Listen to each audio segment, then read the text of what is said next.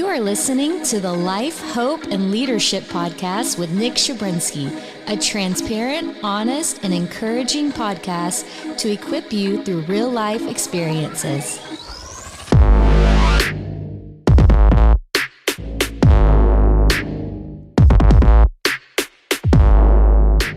What's up, beautiful people? Thank you for jumping in on this Life, Hope, and Leadership podcast. I hope that if you're loving them, you're sharing them. If you're not sharing them and you love them, I don't know what I can do better.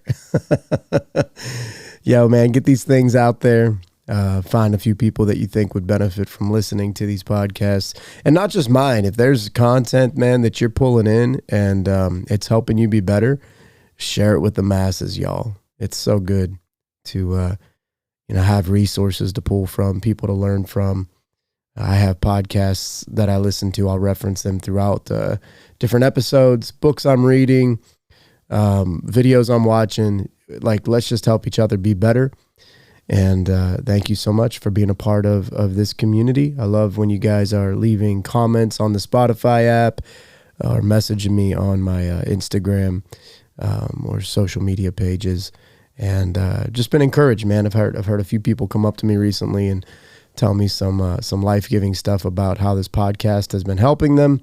And that just means so much to me. It makes it all worth it. So thank you to all of you who have subscribed already. And thank you for all of you who are actually supporting the channel. That's really cool, man. You guys are freaking awesome. I wanted to do this episode today. I was actually just sitting at a red light.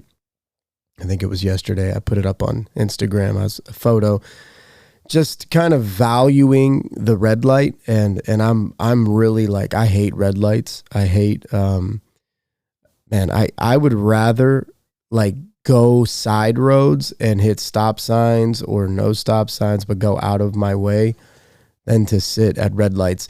Now, granted, where I live is a town called Natrona Heights, Brackenridge, Tarentum. We live, my wife and I live about 25 minutes outside of the city of Pittsburgh. And there is this strip, it's called Freeport Road. And it is like a 4-lane, two both ways, 4-lane, just main road through a bunch of different towns. Pittsburgh has, I think, 370 plus zip codes in Pittsburgh proper. It's just such a weird region, the way it's laid out. But that being said, from like my house to going to see, maybe going to my stepdad's house is really a 5-minute drive. But there's like freaking 12 red lights. And if you hit one, you're hitting all of them. I'm not kidding. It's insane. Sometimes you can get on that road and there's not a red light as far as the eye can see. And you can get from one spot to the other in 5 minutes. But if you hit every single red light, I'm talking 15, 20 minutes, maybe more. It's insane. And sometimes I just cringe at the red light. And yesterday I was sitting there and I just had so much going on. I have a lot of different things on my plate right now. And I'm at the red light and my initial reaction is, check something, get something, read something, post something, but I just took a photo. I just took a photo of the red light and I was like, you know what, dude, I'm going to do a podcast on this and I'm going to call it Red Light Therapy. So today's podcast is Red Light Therapy. And I'm sitting there at this red light and I'm thinking about that verse in the Bible, those who wait upon the Lord, Isaiah 40:31. Those who wait upon the Lord, they shall mount up on wings like eagles. They shall run and not grow weary. They shall walk and not faint. And I'm just thinking about this verse and thinking about waiting and patience. And, my wife, she always tells me, you need to be more patient with this person or that person. Especially her mom and her grandma will come up here and they're super chill. And I love them to death. And we're like super homies. But I'm always like, come on, hurry up, faster, let's go. My wife's like, you need to be more patient. You need to be more patient. And, patience is definitely a virtue. Patience doesn't just happen. Patience is practiced. Patience is practice. It's something that you you intentionally seek out of your encounters, your experiences and your seasons. And patience is the ability to be gracious with yourself and with others in every circumstance. It's a graciousness. It's patience is confidence. Like in this situation, what I was really leaning in wasn't so much patience with people and the red light with people, but the red light in life. That there's this beauty to the red light. The red light clears traffic up. The red light, let's just talk about the means of like why we have red lights in our society on the road. Man, it clears up traffic. It keeps people from collisions. It gives you clear directions of travel. It puts boundaries up between who can go and who can't. It allows people to get out of your way. It allows people to get in your lane. Red lights are super important. I remember, I think I was about 27 and, I was living in Tucson, Arizona, and I was so tired sitting. It was like 2:00 in the morning. I was heading home and, I'm at this light and I think I had just visited Pittsburgh recently. And, in that Pittsburgh red lights are different than Arizona red lights. And it's like in the just kind of I forget the sequence of how the lights work. And I was in a left lane getting ready to go left. And just in my peripheral, I saw a green arrow and stupid me, I cut the track. I know there's literally a police officer behind me. I knew it. There's nobody else on the road. Police officer behind me. And I see the green arrow. I start to go, and then I realized the green arrow was not for my lane. It was to go right from the far right lane. But in Pittsburgh, green arrows, we don't have green arrows typically to go right. And especially at this time, this is years ago, we would have them to go left before everybody else would start going left. So I start to go, I enter the intersection. I realize what's going on. I go to put it in reverse, but the police officer had pulled up on me. So my only position at this moment is just to clear the intersection. I clear the intersection. Police officer pulls me over. I'm like, dude, I knew you were there. I saw the green light. I punched the gun or, I jumped the gun or whatever. And he gives me a ticket. And because Arizona is one of the top states in the United States of America for red light infractions, I had to go to DUI school for a red light. I was like, dude, what? Like, yeah, you have to go to driving school. I was like, driving school? They're like, well, it's like DUI, a DUI class. I'm like, I'm not under the influence. I don't even drink. They said, it doesn't matter. There's so many deaths and accidents. I believe it was 1,100 people or more died last year in the United States just from red light infractions. 1,100 people died last year. And there's tons more that were injured from red light infractions. So I go to this DUI school and I'm just shocked at like the berating that they put people through in DUI school. Look, I'm not even mad about it though. It's like but they were just tearing people up. And I'm in that group. Like they're looking at me like I had a DUI. I'm like, dude, I was just tired driving home at 2:00 in the morning and blew a red light with nobody on the road. But they put me in the same category. People who drive recklessly, people who drive aimlessly, people who drive under the influence. They put me in the same category. And in it, they said, man, you guys are the least trustworthy people on the road. You have no regard for people. You have no regard for what's going on around you. You're selfish. You're in a hurry. You're unwise. And they're just like beating the crap out of us. Then they said, and by the way, for you who blew a red light, and for you guys who speed between red lights, I think they said it's like you only make up about 2% of your time whenever you are speeding between red lights, and that you typically anybody that you're blowing in a previous red light will catch up to you within 2 to 3 red lights. So there's no benefit to hurrying. I'm not kidding you guys. Like I had to sit in this thing. It was insane. I got fined. I had to pay like a $250 fine. And I had to go to traffic school. But I learned a lot in that. And I really think that a lot is true to be said about how we live our life trying to speed from red light to red light. And in the situation of life, the red light keeps you from accidents. It keeps you from infractions. It keeps you from hurting people, keeps you from harming yourself. It puts you in your lane. It gets you out of the wrong lane, puts you in the right lane, clears up things. It gets rid of the congestion. And in the same, the Bible says those who wait upon the Lord, that, man, you're going to be able to get where you need to go without burning out.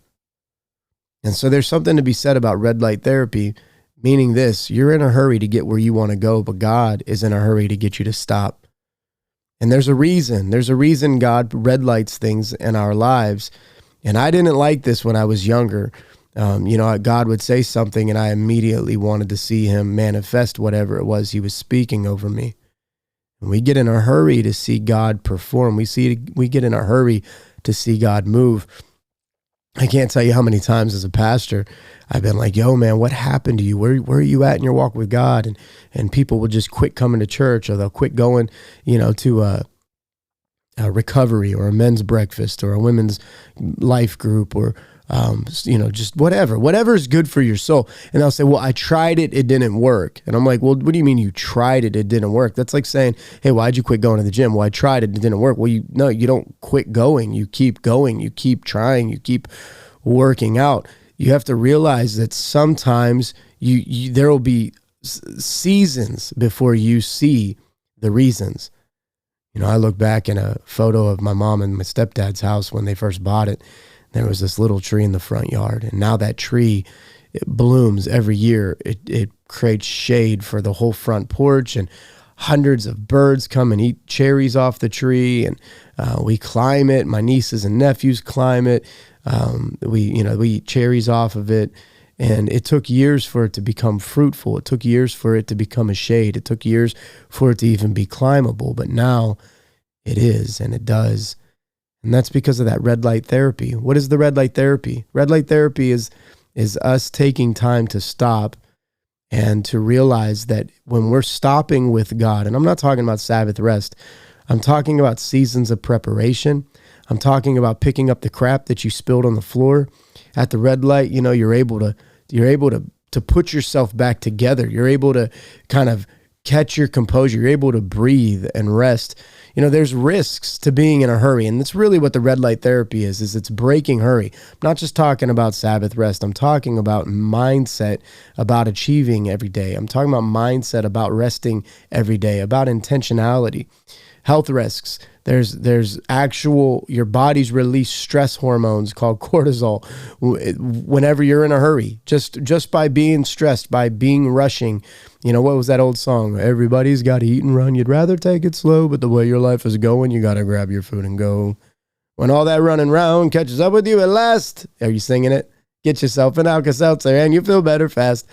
Well, they say that tons of digestive issues from rushing through meals, eating on the go can lead to digestive problems, bloating, constipation, IBS, increased risks of accidents. Come on, you're in a hurry. Careless mistakes. Looking at the green light in my peripheral. What if somebody would have been crossing traffic at that point? And my stupid hurry, lack of awareness, not celebrating the red light. I was in a hurry to get through that red light, and by doing so, I risked my own life. It is so important. Poor sleep quality, being in a rush all day makes it difficult for you to find real rest when it's time to rest. Chronic stress and rushing can contribute to high blood pressure, which leads to risks of heart attack and heart disease and stroke. So because we don't celebrate the red light, we catch ourselves in terrible conditions. Most people are living consequentially, not intentionally. Most people are living consequentially in their finances, in their marriage, with their kids, with their jobs, their businesses, with their rest, with their appetites. We're fast food warriors. We're always on the go. Most people are running late because they started late, and then they are late and they rush there. Constantly, I see accidents on our main road, Route 28 by my house. It's a straight, man, there's barely any reason for there to be an accident, but there's one every day. A couple people in the Bible that are like heroes, but also avoided the red light. Abram, dude, everybody knows the story of Abraham and Sarah. God says, hey man, I'm going to give you a wife. I'm going to give you kids. He's like, yo, my chick is old as am I. And God said, man, I'm going to give you kids. I'm going to give you kids, bro. And he goes, I know what God's going to do. God's going to give me kids. So I'm going to go see if I can find a detour instead of waiting at the red light. He goes and sleeps with his maidservant, and she gets pregnant. And God goes, dude, are you kidding? Oh my gosh. It's like when you tell your kids, yo, don't touch that ingredient. I have to go to the store and get the rest of the ingredients. So when we get back, we can make cookies. You come back from the store and their faces are covered in chocolate. Now you don't have chocolate chip cookies because they ate all the chocolate. You're like, guys, I had a plan. If you would have waited, we would have had chocolate chip cookies, but now all you had is chocolate chips. We're not making cookies anymore. And it's like, well, what'd I do? Dude, you were in a hurry. You're eating the ingredients. The red light is where we're able to go put the ingredients together, man. You're not ready for the cookie, dog. So Sarah ends up getting all bent out of shape. Why? Because she's looking at this chick with some baby to her husband. She's like, I can't handle that. Get the heck out of here. And then guess what? Now the maidservant, she's all busted up. Man, what did I do wrong? See, the red light, when you listen, it puts things into place. It lets people get in the lane. It lets God put the ingredients. Look at Joseph, one of my favorite stories, man. I was a teenager with a dream. This cat had some dreams. And he's sitting there and he's thinking about all these things that God is saying to him. But just because God showed you where you're going doesn't mean there ain't no red lights in the process. It's important. Now we become the GPS people where we look down and we go, hey, you know what? Based on traffic today, it's going to take me 45 minutes. It normally takes me 25, and we're prepared for it. But in the spirit, man, that's why we got to pray. That's why we got to fast. That's why you got to get around mentors and people to help you remember, man, that sometimes you might think it was going to take 20 minutes. You might have thought it was going to take a month. You might have thought it was going to take a year or 2 years. But this dude, Joseph, was a teenager, man. There was years upon years from him getting sold out by his brothers, him getting betrayed, sold into slavery, him getting put into prison, him now getting promotions and then getting demoted and then getting put back into a position eventually, they believe, over a decade to almost 20 years later. God had this dude in position where the dream came true, and it was because of the ability to be at the red lights with patience, to sit at a red light with joy, that Joseph arrives, and at the arrival of his destination, he's able to save his whole family and affect a whole nation. Got to think about this, man. Just because God said it doesn't mean you're ready for it. The red light is a time of preparation. The red light is time for you to read a book. The red light is time for you to fast and pray. That's why I love our 21 days of prayer and fasting at our church, January and August. We take time to pray and fast. And like I said, every time I do a podcast, I'm telling you, if you're not a Christian, you're not a believer, look, I've been on that side of the block. I'm telling you, there's something significantly powerful just about saying, hey, you know what, God, I'm going to wait on you. If you're real, talk to me. We're in such a hurry to defend ourselves, such a hurry to give an answer. How about we just shut up? The Bible says, you are God, I am man, so let my words be few. Sometimes the red light is hold your words. Sometimes the red light is hold your actions. Sometimes the red light is hold your reactions. The red light teaches you the difference between responding and reacting. The red light gets you prepared for detours and for accidents. You know what? I was sitting at a red light one time in Arizona. My roommate Tyler was driving. And Tyler was he was never really in a hurry when he was driving. Very rarely do I think of a time where this dude was just in a hurry. And I'm so grateful for that because I've always kind of been the gunning at the red light as soon as it turns green. And I'm just eager to go. Well, Tyler was in this little Mazda 22 pickup, a 2200 little pickup truck. And the light turned green. The car next to us kind of gunned it. Tyler, just in his casual self, hits first gear, shifts, second, getting ready to pull into second. And as we're going through that red light, I can see it like it happened yesterday. This probably happened 14, 15, 16 years ago. This car comes barreling through the intersection, probably 65 miles per hour, and just destroys the car directly to the left of us that was going just a hair faster. I'm in the passenger seat. This car came from my right. If Tyler would have been in a hurry, I wouldn't be here. I just want you to realize that when you rush through the red light, trying to get to the next season without being prepared, all of a sudden you end up in a relationship you shouldn't be in. Maybe you end up in a sexual, now you're getting into a perverted, kind of corrupted version of a relationship. It might have been a godly person, and now it's ungodly qualities.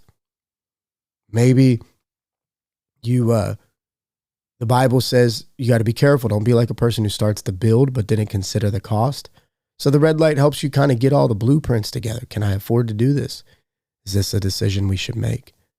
I really want you to think about that. There's something beautiful at the red light.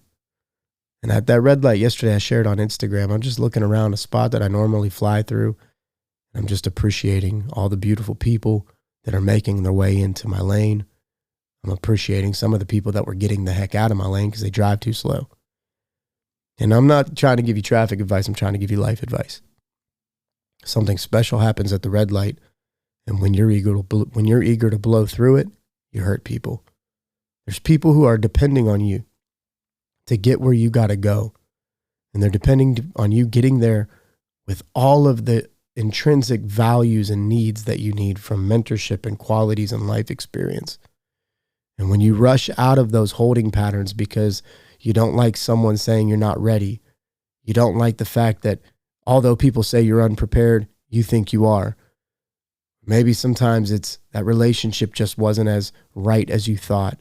Maybe it's not time to make that investment. Maybe it's not time to buy that vehicle. Maybe it's not time.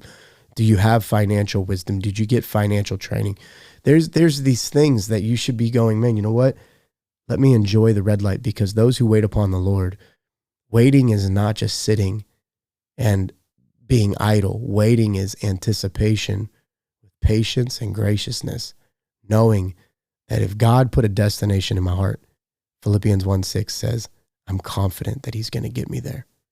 He's going to complete it. So anyway, I want you to just think about that next time you're at a red light. Chill out. Put a good song on. If you're in a hurry, it's because you started late. If you're in a hurry, it's because you didn't get up earlier. So learn from the hurry. Don't yearn for the hurry. Anyway, I hope you guys enjoy that. That's what I was thinking about as I was sitting at a red light. Always anxious to get somewhere. Calm down. Be anxious for nothing. All things through prayer and supplication, make your requests known to God, and the peace of God will help you enjoy the red light. Have a great day, guys. You are listening to the Life, Hope, and Leadership Podcast with Nick Shabrinsky, a transparent, honest, and encouraging podcast to equip you through real life experiences.